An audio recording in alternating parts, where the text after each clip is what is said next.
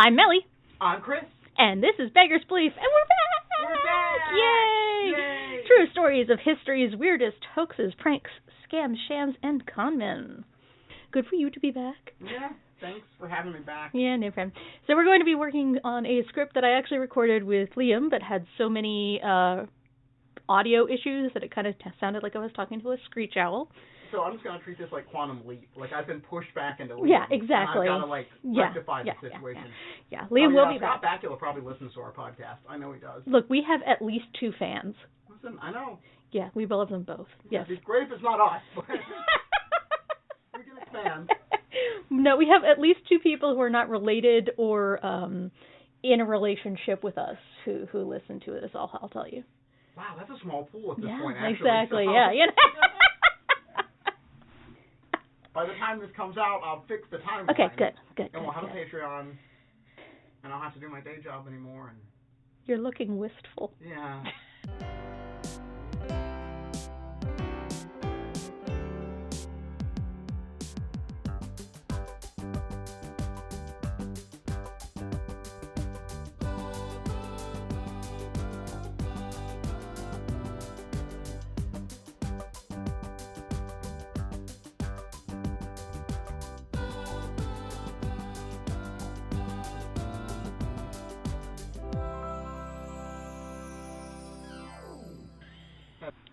So we're going to do one of those fun little episodes where I have a couple of teeny tiny stories and we talk about the teeny tiny stories that are short and itty bitty. So you might have actually heard this first little tidbit of a story. It's kind of one of those fairly famous ones because it's so ridiculous. So there was originally a Newby building built by a guy named Augustus Newby in 1906, which was one-story little office building located near the railway depot on the corner of 7th and LaSalle Streets of Wichita, Texas. Tenant was an oil rig construction owned by a man named J.D. McMahon. Okay. Area was under this huge population boom, and with 20,000 new settlers coming to the area. And in 1919, McMahon came forward and said he's going to build a skyscraper next door. Next door to this one-story? Yes. Okay. Going to be prime real estate for the region for office space. He started looking for investors, anyone willing to get in on this business opportunity. He approached investors with this blueprint showing the building was going to be made of red brick, neoclassical style. Building 480 feet tall, would have been one of the tallest buildings in the world at the time. All right. Okay. Yeah. Got a vision. Yeah. But kind of a newbie. Yeah. He ends up collecting $200,000 in capital, and it's over $3.5 million today. Yeah. Yeah, pretty substantial. McMahon broke ground, started his construction by hiring his own crew to do work on the construction that's being done. Okay. By the way, all of this, he never bothered to do the step where he got the permission of the guy who actually owned this property. See, I just assumed he didn't. I just assumed he did not. I just assumed this is Texas. I have an idea and a vision. I'm going to build it right here. Yeah. Well, sir, that's exactly. Not. Sorry. Yeah. This is when investors noted something else weird. Instead of this towering skyscraper that they envisioned, it's this narrow, small building. So they go back to the blueprints when he was building a chimney? Like, what did he do? Pretty much. So they go back to the blueprints when he was getting money, and they realized that all of the measurements on this thing were listed in inches instead of feet. I both cannot comprehend and also totally, fully believe that it got this far through the process with multiple eyes, possibly, probably, most likely, I would hope, engineers and architects looking at these to approve this and going, it's good. Yeah, you got one little dash instead of 2, or fine, 2 little dashes instead of 1. So the resulting building, 40 feet tall, 18 feet deep, and 10 feet wide. It is only 4 stories tall. The world's tallest galley kitchen. Yes. Good job, sir. When the irregularities of the blueprints came to light, the company that was actually building the elevator backed out because it's this teeny tiny little 4-story playhouse. So to get from one store to the next, you actually had to climb out of the window through a ladder, go up a ladder, and go into the next window using the ladder. I've seen Mario Maker levels less nefarious than this. This is awful. So obviously the investors sued him because the blueprints, he was providing exactly what the blueprint showed. Correct. So he walked away, The court sided with him. He walked away with his windfall of money because obviously this building didn't take much to close. Yeah, and windfall of brick with a strong gust. Yeah, exactly. Probably shouldn't say walked away. He ran away with it because, again, he built this on property that he didn't have permission to build it. Ended up being featured in Ripley's Believe It or Not, which nicknamed it the world's littlest skyscraper. I've never heard of this. I am surprised. I've never actually, because I was a big fan as a little kid of going to the Ripley's Believe It or Not museums. Mm-hmm. They were 3 hours away in Chattanooga. Went to those all the time. I had all the books. Never heard of this. Yeah, this one felt like one you should know. Yeah. Wow. So the Great Depression hit. Building sat empty and unused, fell into disrepair, fire in 1931. Eventually it was repaired and had stairs installed, but because the footprint's so small, the stairs basically takes up a quarter of each floor. It was a barbershop, a cafe. Through all its life, it kept being scheduled for demolition, but was saved last moment by locals who basically just thought this was funny. I mean, listen, if this would have been in my hometown, that's exactly what it would have been. It would have been there for 200 years, and it would be non-functional, completely decrepit, but everyone's it's for the bit. Yeah, exactly. We're doing it for the bit. Yeah. It's for the banter. So in 1986, the city gave the building to the Wichita County Heritage Society. By 1999, there were talks of demolishing it again, some structural issues, but the firm that was... Don't say!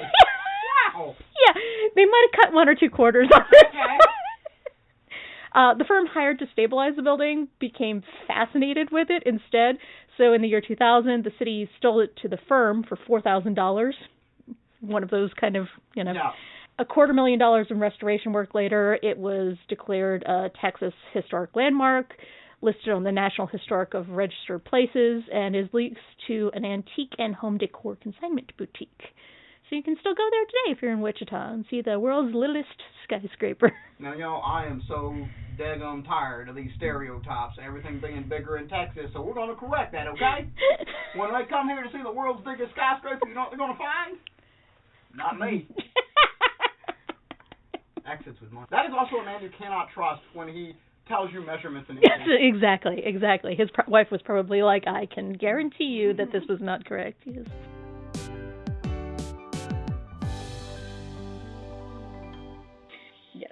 So we're going back to 2003 on this one. Wow. Yeah. I was in high school. Barely. I was in college. Yeah, we're old. Yeah, I was. My sciatica is aware of that time. I'm get off the floor after this one, so this may be the end of the podcast, folks.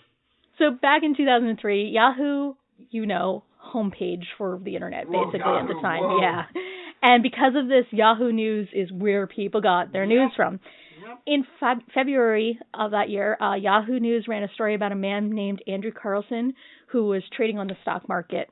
In the course of just 2 weeks, he managed to make an $800 portfolio and turned it into a $350 million portfolio. Do you know how many little skyscrapers he could build with that? He was blessed. Every trade he made was perfectly timed. It was yeah. So it caused a lot of alarm bells. He was being investigated by the FBI, the Securities and Exchange Commission. Initially, insider trading suspected, but to get that sort of return, it still was above what luck and planning could create. So, and again, this is the article, as the article states. The FBI puts Carlson into an intense interrogation until 4 hours later he breaks and says he accomplished this not because of any sort of insider trading. He accomplished this because he's a time traveler.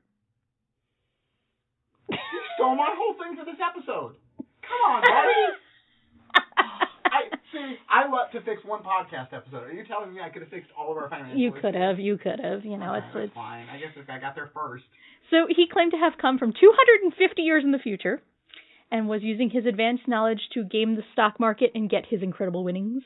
In return for his release, he said he would tell investigators things like the cure for AIDS, the current whereabouts of Osama bin Laden, but he refused to reveal the secrets of time travel. This is when he slams his hands on the table in the interrogation room, and a well-worn VHS copy of Back to the Future 2 slams on the floor out of his bag. Yeah, exactly. The FBI didn't believe him and arrested him on January 28th. Yeah, I know. But research showed that before December of 2002, there were no records of him existing. And my woe was also wow, the FBI was competent. Like, yeah, well, okay. the problem is that the story was on Yahoo, was repeated from our old friend, the Weekly World News. Oh, hello, welcome back to the podcast, Weekly World News. It's going to be, it's kind of like we're haunted by the ghost of P.T. Barnum and Batboy. It was listed under entertainment, news, and gossip, but the way the page was formatted, it made it difficult to see where the story had originated. So the story spread from beyond Yahoo onto other news aggregate sites. How quickly that happens. Yes. With no stopgaps, no checkpoints, no just, whoa, I gotta get this news out there. Damn it. Can you believe there's a time traveler making bank on Wall Street? And I love the idea that, like, 250 years ago, you would know down to the minute when to make trades. Here's my question. Yes. Did they not stop this individual and go, wow, what is this little white dog with glasses doing going around with this little redheaded boy? It's kind of weird that this little dog... Mr. Peabody! That's a deep cut, everybody. That is deep cut even further back, yes. Time travel. You probably saw it. So the damage was done. Reporters, general public started calling the FBI and the Security Exchange information, looking for more information on this time traveler, and a spokesman for the FBI had to come out and say, this story is pure fantasy. There is no truth in it at all. This is the story that belongs in the same file as Elvis Shrine Found on Mars. You know something? We've had an enormous number of calls from the media on this one. It's been absolutely amazing. So we had to look into it, and it's just not true. I needed this to be an episode of The X-Files. Like, I am so sad that this didn't permeate pop culture that much. Like, it's one step removed. They've got the script. It's right there. I love the guy who gets the assignment to look into the time traveler thing. So if a time traveler had been involved, this would have been a really stupid plan. In 2003, stock market doing terrible. Almost everyone is losing money. It's the worst time to travel in order to get rich. If he had done 126 high-risk trades in a row, earning money on each of them, it's guaranteed to get unwanted attention. And curious stock market enthusiasts ran the number, and no matter how well-timed he was, that sort of growth wasn't possible in the 2-week period of time that they cited. But I can do better on my Animal Crossing island with turnips, buddy.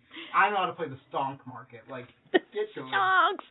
But the fictional story continued in the Weekly World News. Carlson lived on. In their April 29th issue, they said that an unidentified benefactor had bailed him out of jail to the tune of $1 million. Yeah, it was himself from the future, really. At which point, Carlson jumped bail and disappeared, never to be seen again. What? Again, I lived in a very small Appalachian-adjacent town in upstate North Carolina, so this probably wouldn't have been big news there, but I've never heard of this one either. Yeah. I've never heard of the time-traveling stock market guy. There you go. Where'd you grow up? A small Appalachian-adjacent town in upstate South Carolina. You said north. No, I didn't. Yeah, you did. No, I didn't. You got bad ears. I got it on record. We'll find out. The time-traveling. Buzzed on my butt, by the way. So story 3 for today. 3. And we keep coming back to 2003. Weird things that journalists liked writing because it amused them and it took on a life of their own, and this is another one. You know, I'm so glad they don't do that these days. So glad that practice is... At least it's less shiggles. It's more manipulative. Yeah, it's not as funny as it used to be. I used to laugh at it. So we're going back to December 28th, 1917 now. I'm jumping all over the place. We're just going on a rogue trip of the past century. Time travel. Article in question, New York Evening Mail. It's written by a journalist named H.L. Mencken. Mencken was a respected journalist at the time, which makes this even weirder. At the time? Yeah. He reported on the Scopes trial in a really... Okay. And he was known for having this very snarky voice that made him popular to read. He's a vocal opponent to America entering the First World War. And I've been to his house in Baltimore. Oh, which is okay. Nothing to do with anything. But in this particular article, Mencken is bemoaning that no people, no newspapers had celebrated a very important anniversary that happened the previous week. In 1917. Yeah. It was the 75th anniversary of the installation of the first American bathtub. What? Yes. So he went on to write an article that righted this wrong of nobody else mentioning it. The article... Can we go chronologically through, like, from first bathtub to Howard Taft had a little issue with this one. Modern tubs. We will get there. Oh. The article provided insights into the bathtub's history, indeed. It was said it was invented by Lord John Russell in 1828. It was popular in England, and a man from Cincinnati named Adam Thompson fell in love with the invention while visiting across the pond. What a novel idea! If I can have a large container of water and just sit in it in soap, I can become soup. Every house needs a man soup container. So he has his own bathtub installed at home and took the first ever American bath on December 20th, 1842. I love that we have he's gone so far to document the day, the first American bath. This is the first American bathtub made of mahogany and lined with lead. So nice and healthy. Yeah. So according to this article, people's bathing was just a huge conflict. There was scandal. People thought it was too extravagant, but doctors feared baths would cause health issues. It spread across the nation. And it's not the lead. No. It's not the lead. No, it's not the lead in 1917. Of course. It's not the lead in 1800s. The lead is perfectly fine for cosmetics and, Consumption. Yeah, feed your baby off of your lead spoons. You're great, Could have led with that. But. Yes, delicious paint. The article, anyway, claimed that there were ordinances in Philadelphia and Boston being prepared on banning baths in the winter. Virginia created an annual tax for bathtub owners. In New England, there's extra rates on the water bill put on houses that had bathtubs. Bathtubs only became acceptable when a zinc bathtub was invented, and it became affordable to the masses. Because, up until that point, no one had freaking figured out how to contain water, apparently. Oh, yes, we can tell you everything here in our wonderful bathroom emporium, including everything up into the kitchen sink. The American Health Association finally said bathtubs were healthy in 1850. The president, Millard Fillmore, took a bath, and a bathtub was installed in the White House. The article said that bathtub, the White House bathtub, was still in operation at the time. It's probably gone with the whole wing of the White House. But, yeah. And the article says there was celebration of the bathtub's birthday in the works. The Public Health Service in Washington, D.C. had planned celebrations and a parade, but it was all upended when the Prohibition enactment kicked in. Wow! Bathtub gin. Surprise! Yeah. I love lead-laden gin. It's my favorite kind of tonic. Of course, absolutely nothing I just said was true in any way. Yeah. There was not I wanted it to be, though. I know. Wanted it to be so badly. I know. None of it was correct. Mencken made the whole thing up. He did it to amuse himself. He thought other people would know this a joke. No one did. You put too much faith in the general populace, my friend. Never put too much faith in the general populace. So Mencken would later state, the article, as I say, was planned as a piece of spoofing to relieve the strain of the war days, and I confess that I regarded it, when it came out, with considerable satisfaction. But the worst was to come.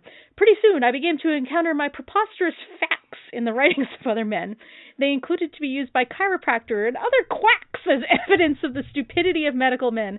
They began to be cited by medical men as proof of the progress of public hygiene. They got into learned journals. They were alluded to on the floor of Congress. They crossed the ocean and were discussed solemnly in England and other continents. Finally, I began to find them in standard words of reference. Today, I believe, they are accepted as gospel everywhere on earth. So obviously, he had a little bit of, oh shit, that one got away from me. All I can say is a couple of months after publication, after a little fluff piece that I thought would help lighten the mood, I saw my career go down the drain. Oops. I had a zinking feeling about it. So he's did a lot of work to try to correct the record. But at that point, what can be done? Yeah, it's in reference material. Once it permeates that far, there's very little you can do. 40 years later, President Harry Truman, in a speech, is quoting it as being true. Oh. And as recently as 2001, the Washington Post put it on Facts About the White House that Fillmore had installed the first bathtub back when they were taboo. The Post has the best lasting impression on the world. Millard Fillmore's birthplace of Moravia, New York, took the story of them having the first ever bathing presidents. So they created Fillmore Days, and people do downhill races in bathtubs. So you know what? I accept that. This is where we ended up with a little bit of folly and jolly. Yeah, exactly. You know, so that was really the only good thing that came out of that. Wow, I can't imagine, like, sitting down and going, what if I write a scandalous little piece on the history of the bathtub? The thing is, I think there was a period of time where that was writing little quirky stories like that. It was, especially in America, it was just considered like something you did as a journalist. And then it just happened for this poor guy to be the one that went and crossed a little too far over. See, you missed our Traveling Stones episode. That was with Liam. And that was another one where it was like, I'm going to amuse myself. Oh, no. Oh, no. Yeah. Don't amuse yourselves, folks. But in that one, Mark Twain did get mugged, so, you know, it's all good. It's all good. It's all good. So that's what I got for you today. Wow. What a journey through time that was. Time travel. From the little skyscraper on the prairie, not my prairie, I should say, to time traveling. To bathtubs. Investment genius. To downhill tub sledding. Yeah. What? Why is that on the Olympics? What are we doing? I don't know. Why do we not have tubbing? Yikes, I missed this. I did too. Good to be back. But now that's just going to live in my head forever. Yeah, it always does. Don't look so put out. No, it's fine. Now I can just, like, interrupt meetings a lot more easily with, did you know about the first bathtub in America? This is all I ask for in life. Yeah, more bathtubs. No, to get random factoids in other people's heads so that they can be more antisocial as well. Yeah, and if we publish those, eventually they become fact. Exactly. You want an outro? I just got an ad for bathtubs, so I'm just... This has been another delightful episode of Beggars Belief. You can find us on all of your favorite non-ice supporting streaming platforms, including Podbean, Apple Podcasts, and YouTube. Remember, don't believe everything you hear.